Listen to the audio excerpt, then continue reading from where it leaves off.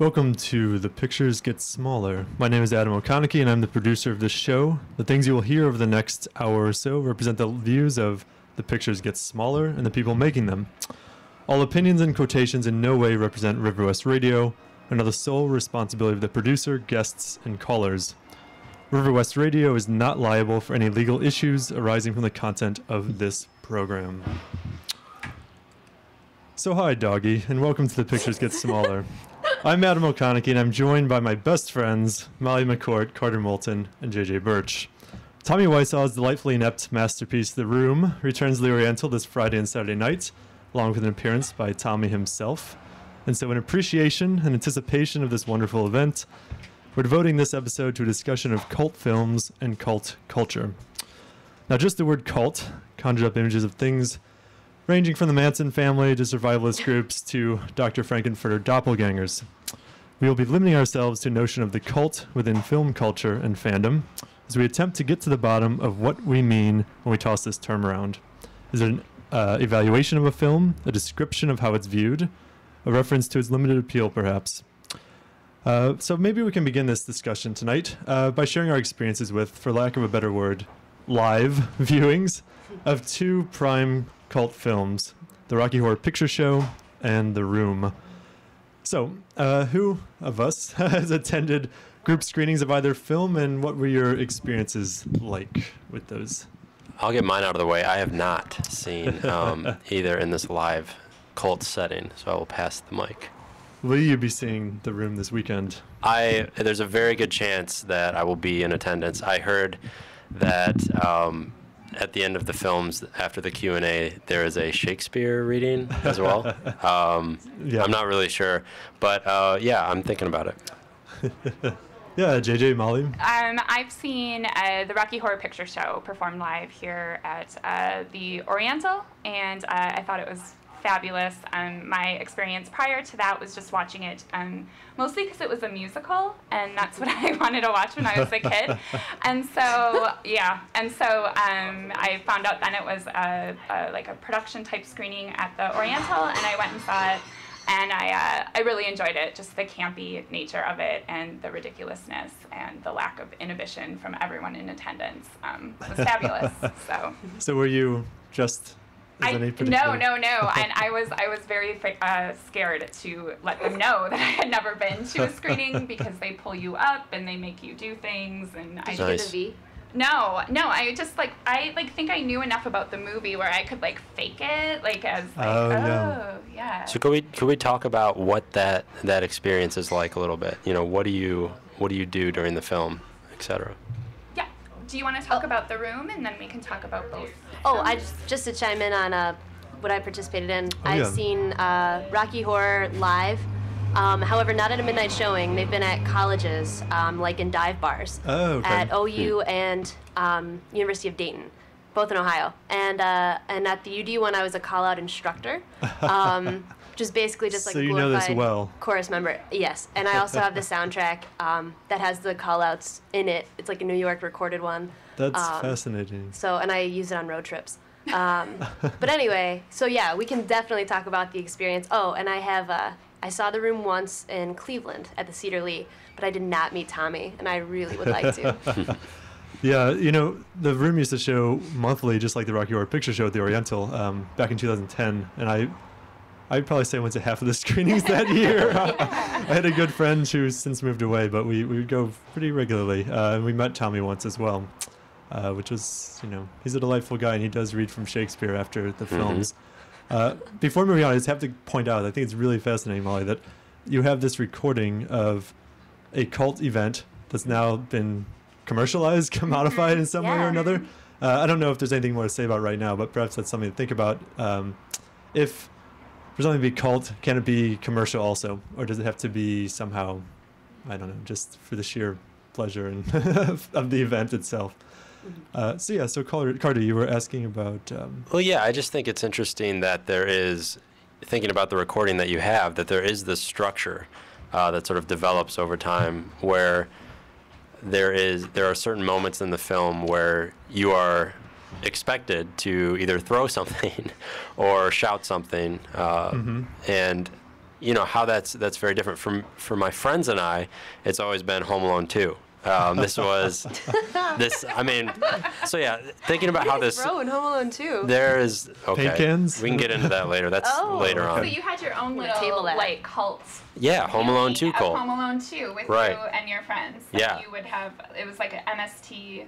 It or was Science Theater 3000. type exactly. thing. So I mean, it blossomed out of this idea of having a Christmas movie marathon.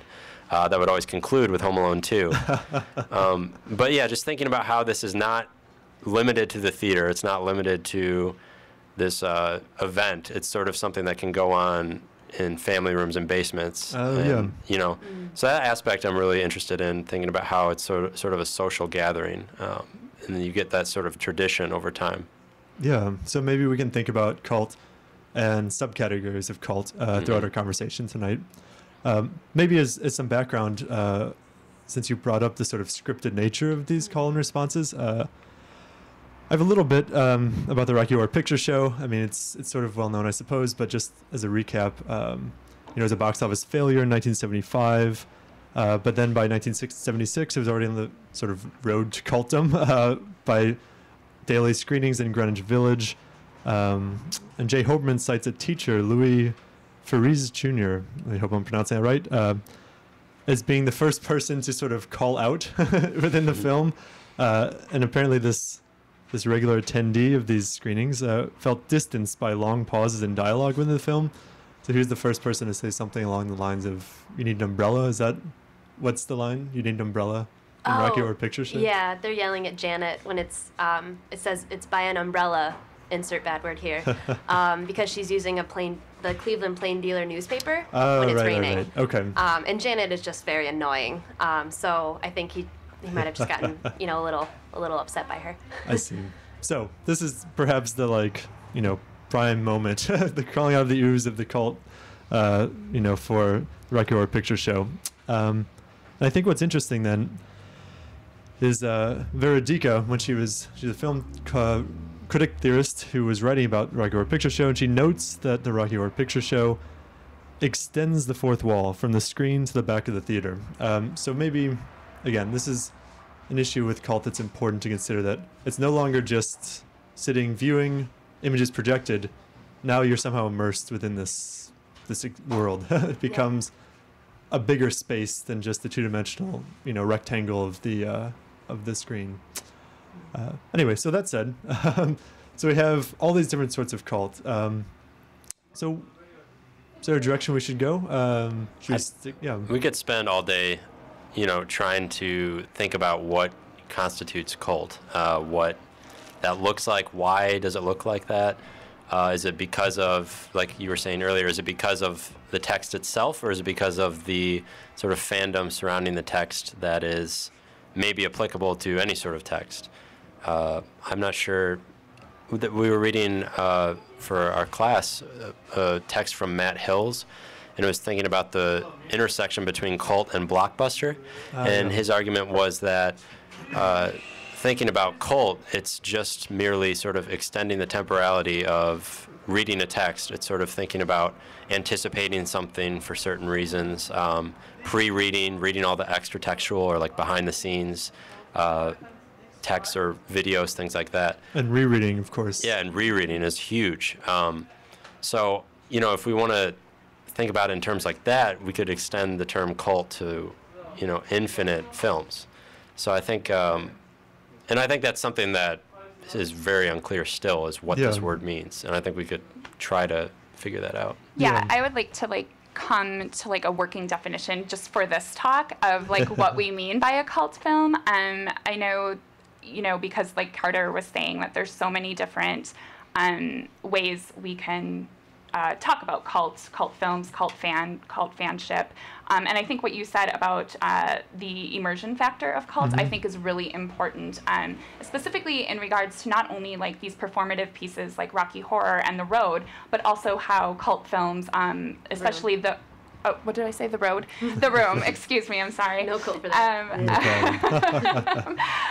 You know, especially how, you know, again, what Carter was saying with watching Home Alone 2. Like, so we have our own dialogues for these films, and we have our own films that we watch with our subsets and with our families and things like that. And I think that that's a really interesting faction in how we quote things and, you know, take pieces and make them work in our lives. So Molly, go ahead. And I don't mean to like cue you. I just think you have this somewhere, Adam. It just reminds me of what we were talking about in preparation for this show when we were citing Umberto Eco, and that's, I mean, for me, when I wrote about Rocky Horror in a paper and still feel like I got away with something, but you know, I kind of, when I found that like his sort of take on the idea of cult. That's kind of how, when it all started making sense to me. And when I kind of felt validated of like liking something so much, and when it's honestly like not a good movie. Rocky Horror, when you watch it in your living room, I do not enjoy it as much. Like, it's not engaging. Yeah, like Time Warp is fun, but then there are lulls, silences. Yeah, so I wasn't sure if like it was anywhere, but you know, it kind of plays into what JJ just said about like how we take parts of it. Okay. You know, so maybe I do have this quote from Umberto Eco, but before getting to it... Oh, sorry. No problem at all. Maybe we can challenge ourselves and think, since cult seems to be defined differently in maybe terms of scale, that there's some films that are widely acknowledged as cult films, Rocky Horror, The Room, others. And then there's cult films within limited contexts. The Home Alone 2 example is certainly expands. Great. Right? This could be the start of something new. I will get you hooked. I want to see it now, actually. So maybe we can look at the ones that are widely acknowledged as cult and see what's going on there, what makes them cult, and then see if they might sync up with this definition from Eco. So cool. With the Rocky Horror, with The Room, with The Big Lebowski, perhaps. I mean, obviously that's a big one. We just had Lebowski Fest in Milwaukee. Troll 2. Troll 2 is certainly in the running. There's even a documentary about it called Best Worst Movie. Although for my money, the best worst movie is Roadhouse, but perhaps that's my own choice for cult films. So, I mean, the title of that movie obviously is a play on how some people define cult as being a bad movie that somehow is still enjoyable. But I don't think that's necessarily always the case. I mean, The Big Lebowski is really well written. You know, it's perhaps their best movie, actually. The Coen Brothers, it is. So with these widely acknowledged cult films, what's going on there? There's some degree of audience participation, at least. What are some other things? So we could start with the idea of so bad it's good as one sort of maybe subset that we could try to categorize. And it's not just so bad that it's good. I think something that is a feature of these films is that those involved, or at least those primarily behind it, are really passionate about that project. We saw in Troy, at least Best Worst Movie, thinking about how the director would actually get upset at some of the attention the film got because the attention was negative. So there's this really strong feeling of a masterpiece behind it. Something like Ed Wood, too, right, with Plan 9 from Outer Space. So there's this dedication to the art of cinema that they really love, but then somehow that coming back to bite them. So there has to be a fiasco element to the film. Yeah, like that's a possible category within cult. I think that is very, very prominent. Well, and I think that the passion of the producers and the filmmakers makes that a lot more relatable to the fans. And I think that is something that the viewers can connect to, and thus kind of pushing it further into a cult schematic. You know, the fans can recognize, especially in this day and age when we have tracks, the director's, commentary and things like that, or even just reading the history on something like a director like Ed Wood, we can relate to that because we're not making movies. Most of us are not making movies, and we can only imagine what drivel we would come up with, given, So I think we can relate to this kind of cosmic failure that is some of these cult movies. Yeah, I like that idea of passion of the filmmakers being matched by the fans subsequently embracing even the failed film text that was produced. In fact, there's a review of The Room from the AV Club that says something very similar to what you just said. And they write that The Room deserves shelf space next to Ed Wood's Glenn or Glenda. Both are personal and shockingly amateurish laughers that put the directors in front of the camera and are all too revealing of their odd peccadillos. So we get something intensely personal. I mean, when you watch The Room, it is passionate, despite Tommy Wiseau's revisionist sort of marketing of it as a black comedy or as intentionally bad. I mean, it's a riot. He suffered some trauma, and he's expressing it on screen. So yes, that's a very I like that idea.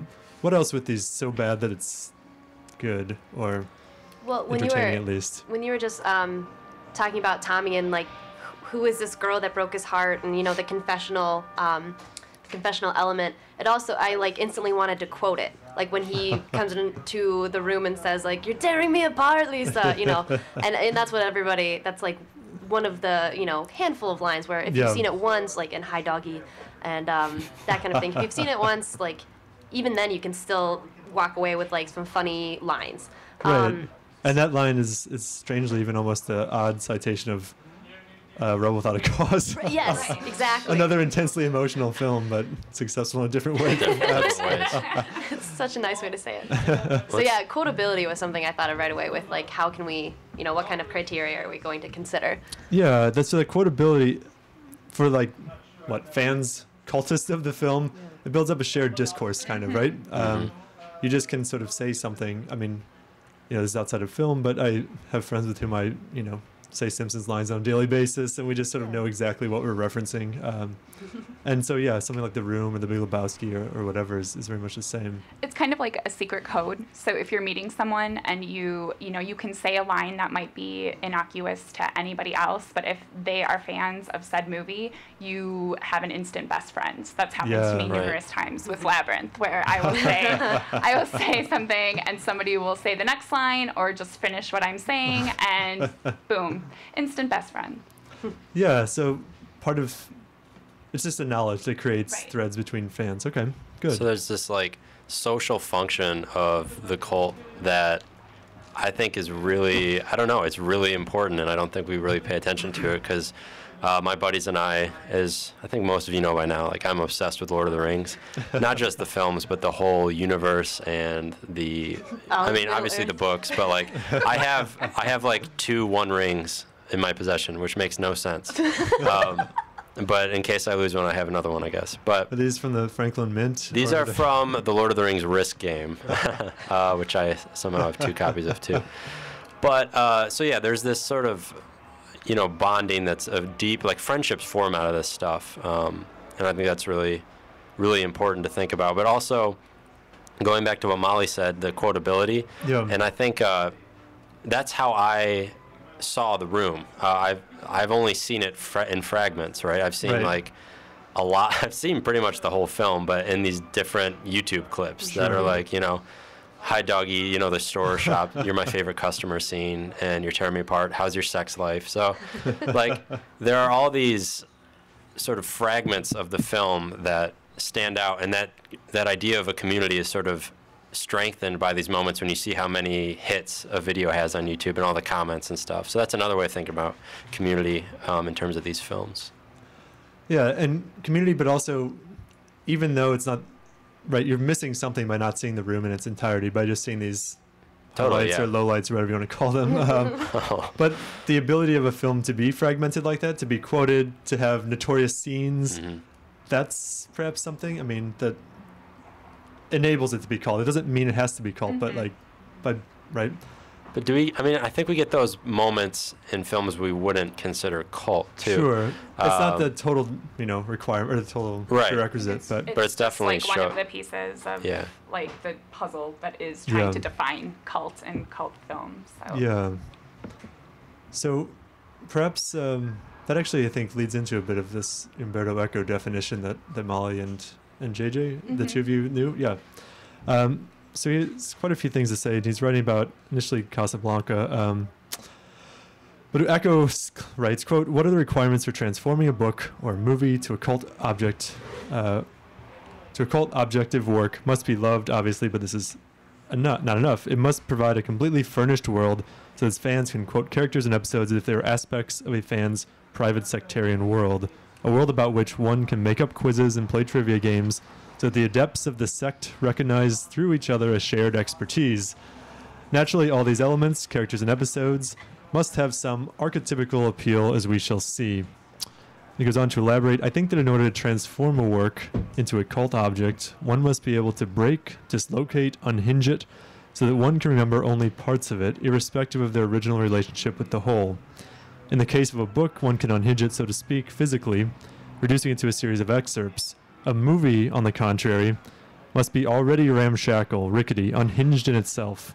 A perfect movie, since it cannot be reread every time we want from the point we choose, as happens with a book, remains in our memory as a whole in the form of a central idea or emotion. Only an unhinged movie survives as a disconnected series of images, of peaks, of visual icebergs. It should display not one central idea but many. It should not reveal a coherent philosophy of composition. It must live on, and because of, its glorious ricketness." So a few phrases here. The visual icebergs, disconnected series of images, glorious ricketness. Are these things that we could slot, I don't know, The Big Lebowski into, Home Alone 2? Or is this also just a sort of one version, one iteration of the cult? I'm going to go ahead and say that just out of respect for the Coen brothers, we can't, I wouldn't put The Big Lebowski in that, and I haven't seen it. Are we even agreed that that's a cult movie? I mean, I think it has a definite cult following, but in the sense of, it's just in another, I don't know if we can say another kind of cult. I was actually thinking about that film prior to this talk, and I think it's kind of moved past cult. Yeah. And it's like I didn't know what, it's still not a mainstream movie, I wouldn't say, but like it has its own festival. It has merchandise.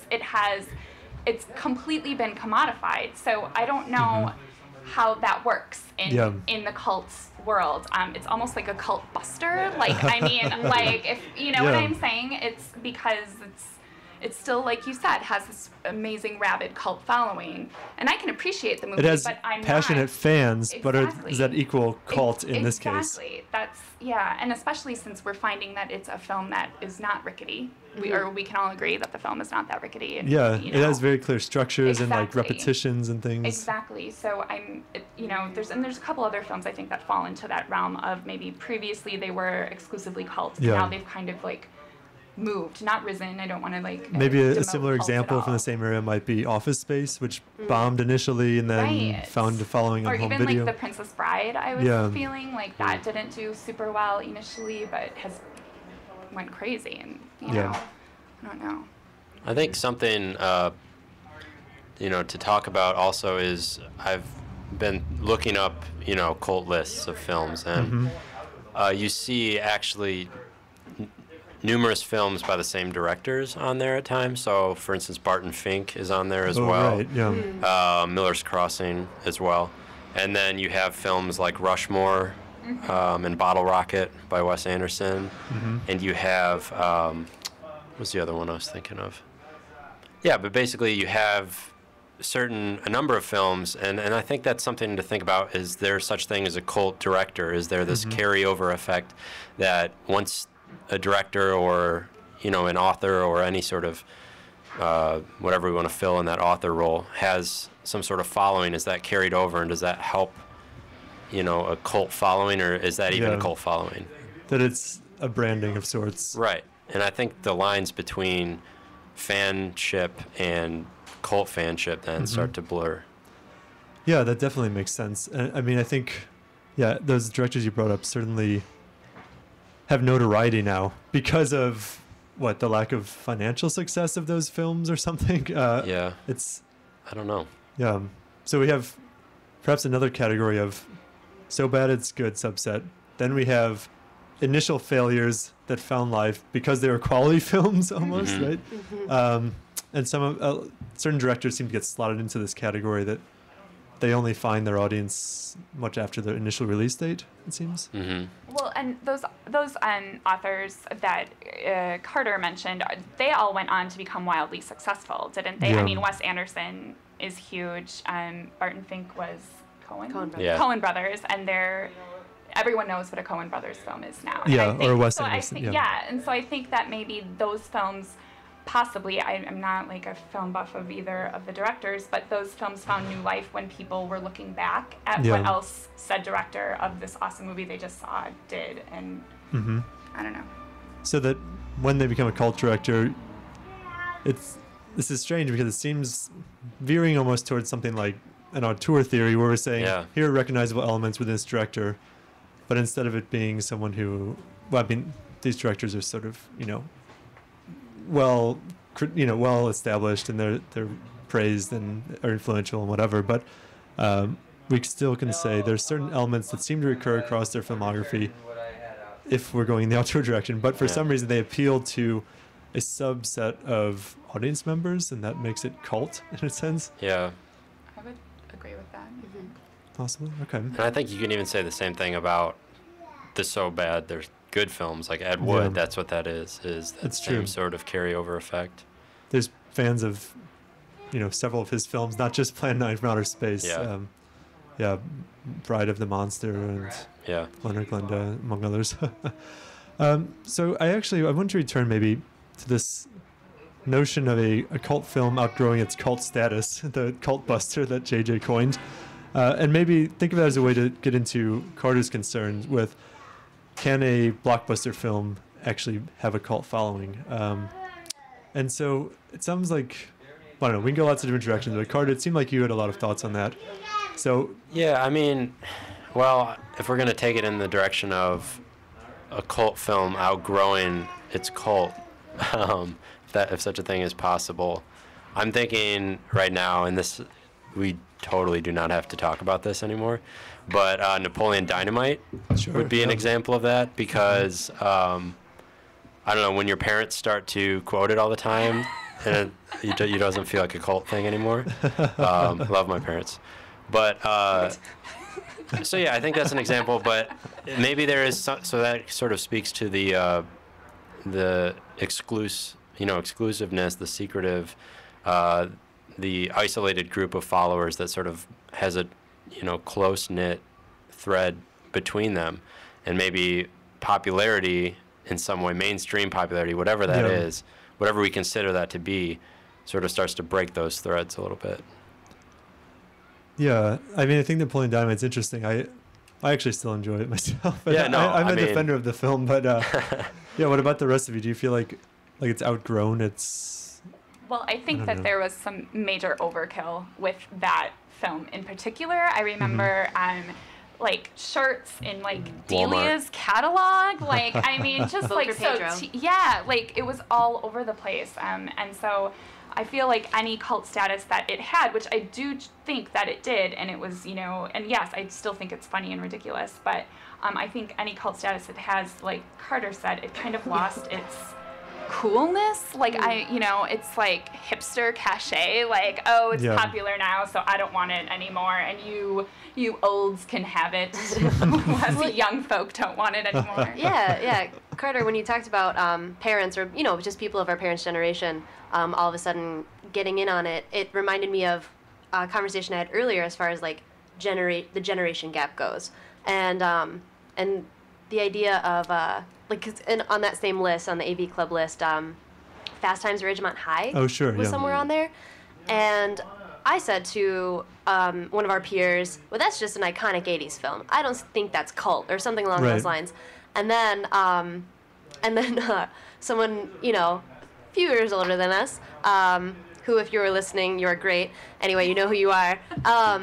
He kind of chimed in and said, well, I was growing up with that film, and my friends and I were in high school, and we watched that like every weekend, and that was kind of our, and so to an extent, it seems like that might be something similar. Like when we were in high school or junior high or whenever Napoleon Dynamite came out, like that's kind of the movie we watched and rewatched. Yeah. And so I wonder, like, if with this idea of waves, if Napoleon Dynamite might have a renaissance in someday, you know, or we might look back at it as a, 2000s, iconic film. I mean, it's hard to imagine now, but. This issue of waves or sort of like lineage or tradition of cult speaks to.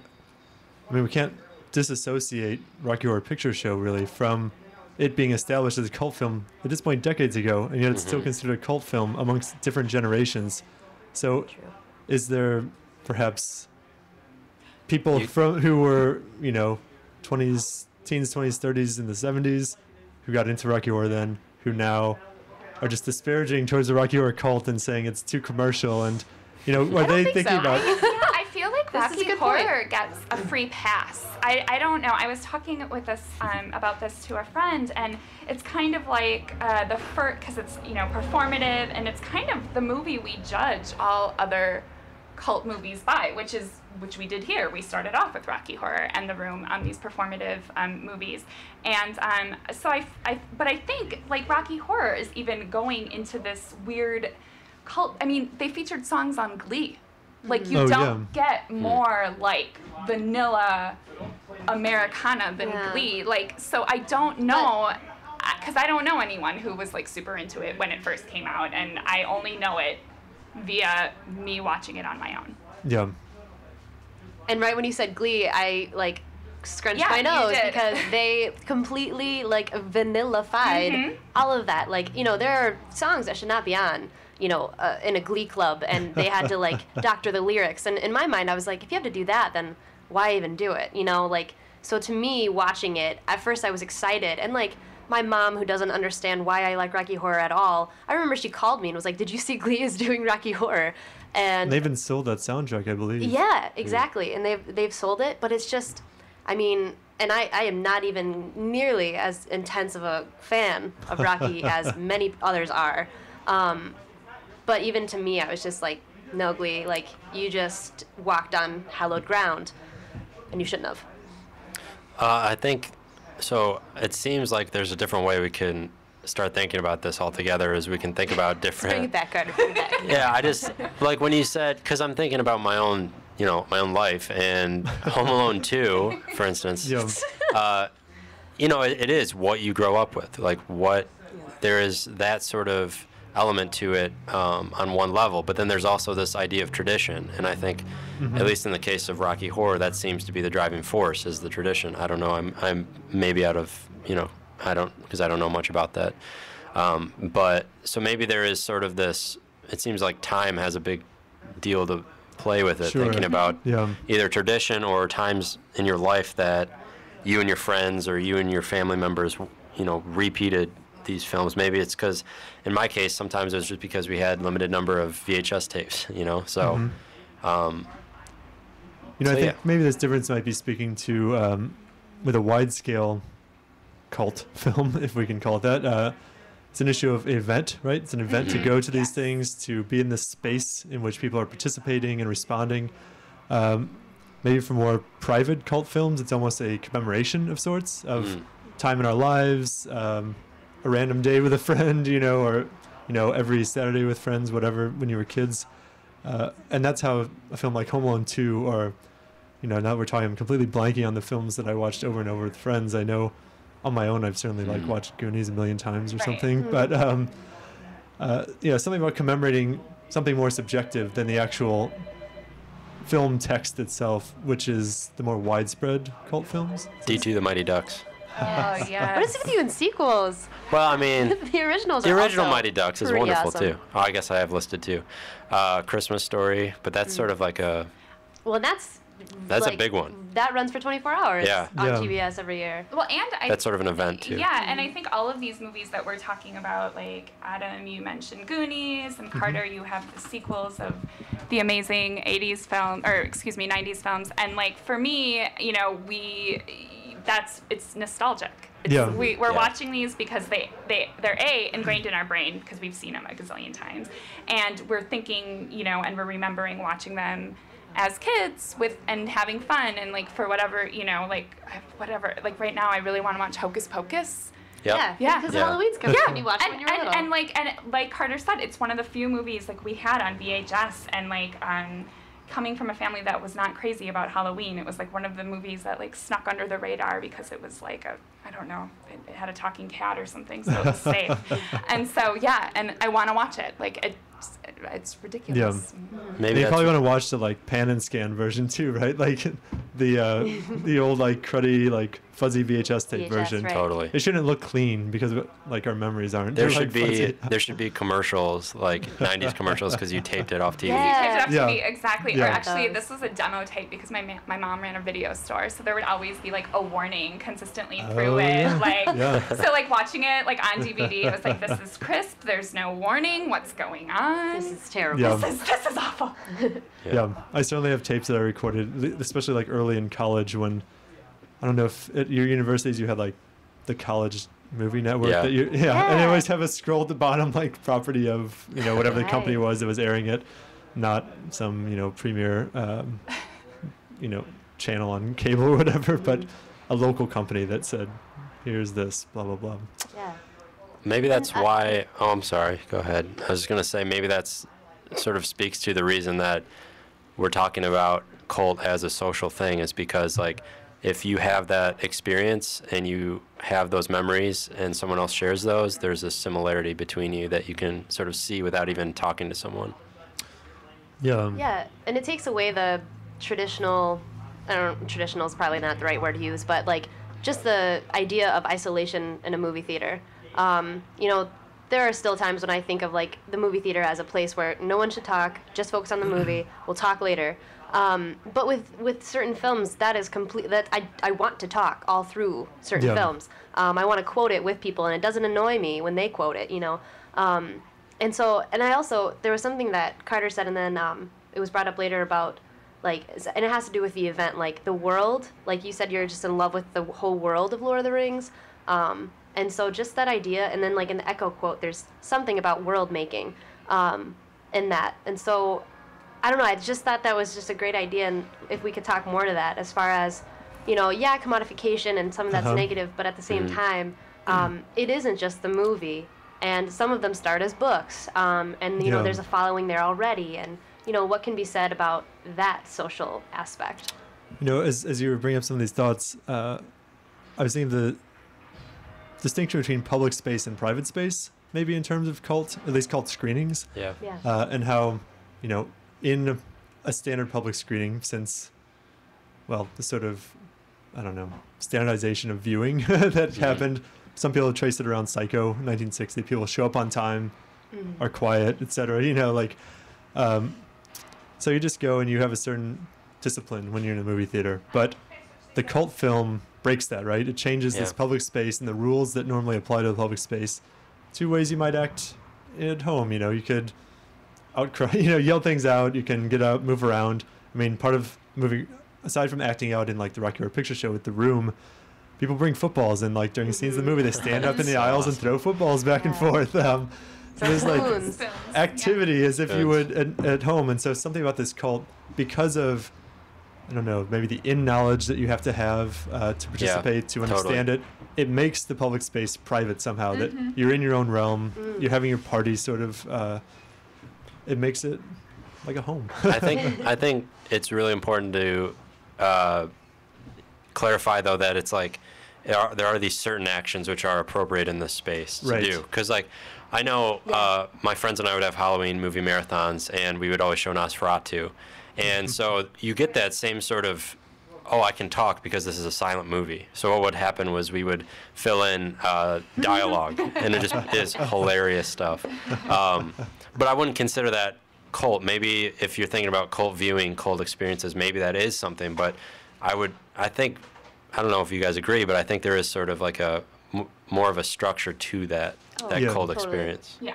Definitely. Yeah. I would definitely As agree much with as that. I love- Because you can't go to a cult screening and yell out whatever you want. That's true. Right. Well, you It could. may have started that way. Right. Right. Yeah. Yeah, it may have started that way, but I think you're absolutely correct. Whereas at home, I can not get a quote right, and no one's going to get mad at me, or they'll laugh at me and be like, I can't believe you didn't know that Or turn their one." nose up at you. Yeah, because I'm not Yeah. cool enough. But yeah, in the cult screening, you're absolutely right that there is a rigidity to it. And I think, well, at the Room though, like I think that's maybe still forming. I'm not sure if this is going to continue like to make, because there are scripts that are regional to certain midnight showings of Rocky Horror Picture Show. Like the Cleveland script is different from the New York script, and it's also like there are additional things in the Milwaukee script. So are there local in-jokes with those scripts? Yeah, or it's like one thing I noticed right away when I listened to that soundtrack I got for my birthday, which was awesome.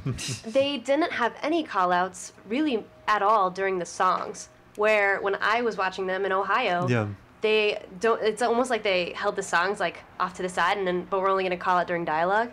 But in the New York recording, like no call-outs during the songs. But I learned a lot of call-outs. Yeah, that's bizarre. During those. Every account I've read, like in the songs, that's a key element to the Rocky Horror experience. Or not nearly as many. It was just really it was striking. So, but with The Room, like there are some certain ones like. You know, when you see the cars going across the Golden Gate Bridge and you're going, go, go, go, like that's standard. But there were still just, when I went, there are lots of like random ones. Like if you just come up with something, you can say it. That's true. I mean, there is some spontaneity. Although I will say there's like a whole online viewer's guide to The Room that I've browsed through. Some of them are a little unfamiliar to me, but there's certainly things that just, have become since codified, I guess, so to speak. Yeah. I think I was just thinking about concerts and people singing along. So like at the Michigan Theater in Ann Arbor, they have a Sound of Music sing-along. And I'm not sure if does Rocky Horror have that same sort of thing? Is there any sort of... well, here I know mean, people sing, but I don't know. They do like a Grease sing-along, and I think they do... There have been a couple other ones here, like on the lake. I don't know which like Milwaukee group did it, but I do know that we do have a couple different sing-alongs here in Milwaukee. Yeah, I'm just thinking about how mad I get at concerts when people are singing the song who aren't supposed to be singing the song. But then at these, at least the private cult, if we want to call it that, screenings that I have with my friends, how awesome it is to do that. So it definitely seems to be just about the experience, right? I mean, of being with other people, whether physically with people or even we don't have to talk about it, but friends or strangers, right? Friends, strangers, or even online communities too, right? Yeah. Thinking about forums and things like that, right? And I know Twin Peaks is one that gets, even though it's a TV show, but Firewalk with Me, the movie too. Yeah. So that and those communities have even, I mean, they have conventions almost, right? They like go to where the film was shot for a weekend and go on tours and things. It's a whole... It's like a pilgrimage. Yeah. Pilgrimage to the artifacts of the film object that we compulsively watch and quote. And the 2-1 rings. Yes. I see you're not wearing them tonight. I'm a little disappointed. I'm not. One is on a metallic chain on my doorknob. Just like Frodo wore? Yeah, it doesn't cut my neck, though. Oh. Well, that's good. But I did wonder when you got married if there was going to be some Lord of the Rings like inclusions. I was waiting. The theme song did play during dinner. That's pretty. But yeah, it was a good time. You guys should have been there at my wedding. Let's talk about that for the next 20 minutes. Cold experience, my wedding. But I have seen that. Like I know Harry Potter weddings and Gollum was the ring bearer at one wedding that I saw online. Like these. So yeah, if we want to talk about the blockbuster, because we would consider those both being blockbusters. And that's what I was going to ask. Is this cult behavior? Is cult behavior different than superfan behavior? Does it matter if it's a blockbuster film or not? Like I know these are topics that we've continually been bringing up, but I think when you bring up things like these superfans that are doing cosplay for their own wedding, that's in relation to a blockbuster film. Would we call it a cult activity if it was for The Big Lebowski? Or The Princess Bride? Like, does that change the way we talk about it? Yeah, and I think this gets into an issue of maybe cults versus fan culture, right? And I don't know if, my expertise isn't really in fan culture, so I'm speaking on my element, but maybe there's a distinction we can make while we're chatting here about things that have grown so big that they have large fan groups and things that still have that exclusivity that we associate with cults. And so aside from things like Harry Potter or Star Trek or Star Wars or whatever, I'm even thinking of something along the lines of with blockbusters like the recent, I guess now franchise of The Expendables, which is catering to fans of these 80s action movies. And is that something that veers towards cult? I mean, even the title is a sort of pun on a line or an allusion of towards a line in Rambo First Blood Part 2. Don't be ashamed. Or, keep them coming. He's blushing a little. Or, you know, is this cult? Is it just fan culture? What do we make of these sorts of films? And again, this gets back to Carter's original question. Can a blockbuster film be a cult film? Do you have examples in mind? Well, no, I'm just thinking about, it seems like in terms of blockbusters, or, I mean, that itself is hard to pinpoint, but it seems like there has to be this sort of higher knowledge of the text, whether, at least with Harry Potter and Lord of the Rings, there's sort of this community within a community of people who have read the books and have that appreciation that maybe they feel that same sort of closeness, that those threads I was talking about that, you know, bring people together. And with Harry Potter, same thing. And maybe, I don't know, I haven't seen The Expendables, but I've seen some 80s action movies. Yeah. And thinking about, you know, is there that appreciation has to be there for certain moments that not everyone would appreciate. But I don't know if that's still what we want to call cult or not. Like, there's different levels of viewing. And certainly with some cult films, it's an ironic appreciation when we're getting into the, like, so bad it's good. Or maybe fans of 80s action movie, there's some who might just have a straightforward enjoyment of that style of action. Others who think it's comical that whatever, these outrageous explosions are happening and they're, you know, gargantuan Buff steroid guys. bodies are like, running around killing people, etc. Chuck Norris is still going. Saying like one 72. sentence. He's at a time. 72. They're still upright. So thoughts on this then? I haven't seen The Expendables either, but could that have been created to kind of create a cult film? Like, is that what because I don't know anything about the background of that. Like, what I know is what you guys just talked about. But I know, like, I feel like Snakes on a Plane kind of did something like that. Like, we're gonna make this film and it's gonna be ridiculous and it will get this cult following, which I don't think it did at all. Like, I think we're smarter than that, and we, you know, caught on to it. And we were like, no, that you have to have some kind of gimmick to get us in there. Or and you not have to just make a Samuel Jackson. sincerely bad film. Exactly. Like, you know, I don't know. So that's my question, is that an intentionally, you know, trying to be culty? Yeah.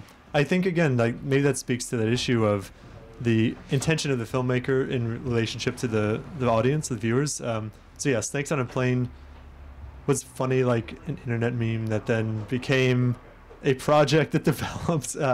Okay, that's okay, but then the film didn't really do well, and people, I don't think, really watch it in cult settings. But then I contrast it with something like, say, Grindhouse from a few years ago, Quentin Tarantino and Robert Rodriguez's double feature. Yeah. That for me was actually, I mean, it's one of the most fun times I've had in a theater. I think it was great, and I'm wondering what the distinction is. It seems like with those filmmakers, they have an appreciation for that material instead of feeling superior to it when they release it. But somehow that is sensed through the film, or is it just that those directors have notoriety and their fans say, well, we know what they're doing, and they're like, they're not being disparaging towards this kind of thing? I think you bring up a good point. As far as Harry Potter, Lord of the Rings, when there has already been a series of books that have caused such a sensation, I want to say the directors approach it, the filmmakers, in the sense of, I have a lot of work to do to kind of keep people to be fans of this. Like, this is already some form of masterpiece in so many people's minds, so I need to do this justice. Whereas, again, I haven't seen The Expendables or Expendables 2, but I've heard, like, there are certain, like, in-jokes in the dialogue. Chuck Norris makes a Chuck Norris joke. And so I heard. So I think that kind of comes back to the self-awareness that JJ was just talking about. There's something intertextual about them that they're acknowledging. They're acknowledging it, and they know that this is slightly ridiculous. And some of us, you know, and the pessimistic side of me looks at that and thinks, like, really, you know, it's kind of pandering. You know, Chuck Norris, like, do you have to be doing this? But at the same time, it's light, it's funny. So it's. You expect the film to pause for, like, an applause moment or something, yeah, right? Yeah, like, look at the camera and wink or whatever. But yeah, so I think that differentiates it from like this possible, like, fanatical following of Harry Potter, Lord of the Rings, where there's just it's a whole different animal, I think. And I don't know, that was just something I want to say. And I was also going to bring up costuming. This is completely off topic, but when you dress up to go to see something, I think that says a lot. When you want to be like the super characters. fan or cult? I don't know, because at Rocky Horror you dress up and like as certain characters, or at least, I mean, people dress up like like a Transylvanian or something. Yeah. But I mean, when you go see Lord of the Rings and Pirates of the Caribbean did this too, people were dressed as Jack Sparrow, as Avengers too, Legolas. didn't? Like at all these midnight showings, I feel like when the movies has a midnight showing, it becomes an event, which I know, Adam, you referenced before, and I feel like that gives people license to be like, it's midnight, let's go crazy. And I don't know if they do it because they know people at midnight showings dress up due to Rocky Horror, and so that's why they feel like they get a pass. And they can dress up however they want. But like I know that the comic book movies now that are like all the rage, that they're getting costumey at the midnight showings. I haven't attended one of those, but I assume there's not the same level of interactivity though. Perhaps? I don't in terms of midnight showings? Yeah, for midnight showings are, I think, really interesting because they have. It's not, there's obviously no script of how to view the film or anything, but there is this, every time I go to a midnight showing, there's this like, I think maybe we should say like midnight release too. Midnight release, yeah. Okay. Yeah, I'm sorry. So it's the opening night, technically it's the night before, it's midnight of the night before, so usually Thursday, midnight. But there's a strong sense of community there that like you just feel, and it's really hard to put words into how that feels, but it's different. It's different than if you're going to a matinee, and there are usually louder people in the audience. But it's not, I don't know, like I said, there's some times when that seems so maddening and frustrating, and there's other times where it's a part of a good time. Is it a louder receptiveness to what's going on? Yes. I agree. I've been to one midnight release for Harry Potter, the last Harry Potter movie. It shows what a big fan I am. I don't know the name of it, but the last Harry Potter film I went to. The last one. Yes, Deathly Hallows. Part 2. Yes, part 2. And thanks everyone. Get it right. And so it's the only Harry Potter movie I've actually ever seen. And so I noticed they did like fun games at the beginning. People were dressed up. Like, oh my God. Yeah, it was intense, and like the reactions, and it was in 3D, so the reactions were very like gasp, wow, clapping when people die, or cheering when someone gets called the B word. So it was really like you don't get that anymore. It was kind of like an old timey, kind of a bit of a feel, like when people would dress up and go to the movies, and you would clap when the movie's done with. I have a very quick, remember that? Yeah. very quick Harry Potter midnight screening story. Yes, please.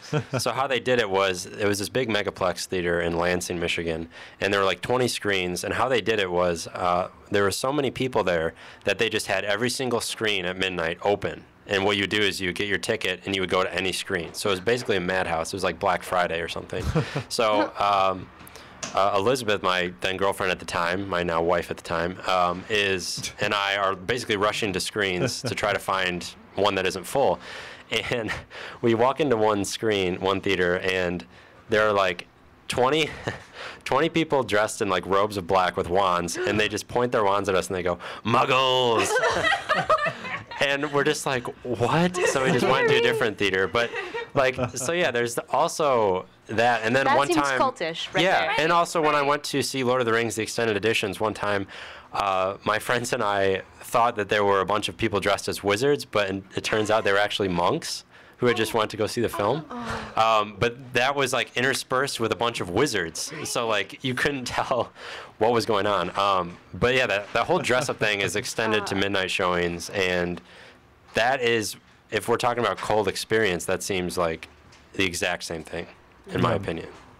I have a dream of like showing up at some midnight showing of like a Harry Potter-esque, because they're done now, but something, but dressed up for Rocky Horror, and be like, oh, I'm wrong midnight, sorry, or just like, with all the Gryffindor scarves, and then there's a like Frankenfurter. It'd be hilarious. That's all. Those are incredible anecdotes. So but there is something with this dressing up that even if you're not shouting out a script to the screen. You're participating by being there, being communal, and that's cult-esque, we might say. Yeah. Okay. It seems like mostly then what we're talking about primarily has been all experience-based and like viewership-based, not the texts themselves. So Yes. to say cult films seems kind of slippery then. It's inevitably comes back to reception on some Yeah. level. Yep. Okay. It's a rickety term. It is a rickety term, yes. Well put. Boom. Great job. So we are essentially at the end of our talk. Maybe one quick cult film from all of us and why it's sort of delightful. I mean, Home Alone 2, another. I think Just Tim like- Curry's presence has a lot to do with it. Oh, that's right. Worlds See? colliding. Here we go. Like, Tim Cult Curry, yeah. maybe I we think even that's- we have cult And directors, we have Clue. The cult Curry actors connection. as Well, well, I think right? we do have cult actors. Look at Christopher Walken. I feel like Robin Williams. Yeah, the Christopher name Walken. of him, like you just rolled your eyes and gasped and like smiled. swooned, you know, like so. Yeah. Yeah. I think that's. Okay. That's as good a justification as any. Yeah, JJ Molly, any cult recommendations? Well, I think it goes without saying that I love Labyrinth. I have a tattoo of a quote from Labyrinth. So What it is. it's nothing tra-la-la. And so, and I don't even know if that counts as a cult movie. I feel like it does because when I I would say say so. lines, you know, and it does seem to have this, like the way Echo, you know, it's very, I remember watching it again when I had to write the paper, and I remember like, knowing my favorite parts and then realizing the ending that I apparently just spaced out of my head. But I had to watch, you know, the movie. I was writing a paper on it. And I was like, this is like an epic battle scene. Why don't I remember this? Like, because there's Right. nothing to quote. There's no songs. It's, Yeah, you know. and as Echo was saying, we break it apart in our memory. Like, Exactly. it has these So for me, components. that's my Yeah. cult film favorite. All right, Molly, any thoughts? I love Rocky Horror, and I can't wait to see it at the Oriental, hopefully very soon. Excellent. Will you be dressed as anyone in I think particular? maybe Columbia. Okay. She's fun. Is And she the maid? she is not the maid. She is a tap dancer. Oh, yeah. Yeah, and Janet's costume is boring. And I forget everyone's names then. And she dates Meatloaf, right? Is she the one that's? Yes, Columbia's obsessed with Eddie slash Meatloaf. Excellent. So we'll see. Well, that sounds amazing. I guess, again, for mine, I love Roadhouse with Patrick Swayze. And has maybe one of my all-time favorite shots in any movie where Patrick Swayze's a bouncer and he looks at the door and some no good nicks come in and he looks and then there's a close-up and you see him looking at the guy's boot that has a knife pointing out of the boot and then the silver of the knife glints with light. It reflects light just to emphasize It's how awesome beautiful. Patrick Swayze's perception is. So yes, we have lots of great recommendations here. Thank you all for participating tonight. The pictures get smaller. We'll be back next week, and we'll be talking about film festivals in general, as well as the upcoming Milwaukee Film Festival in particular.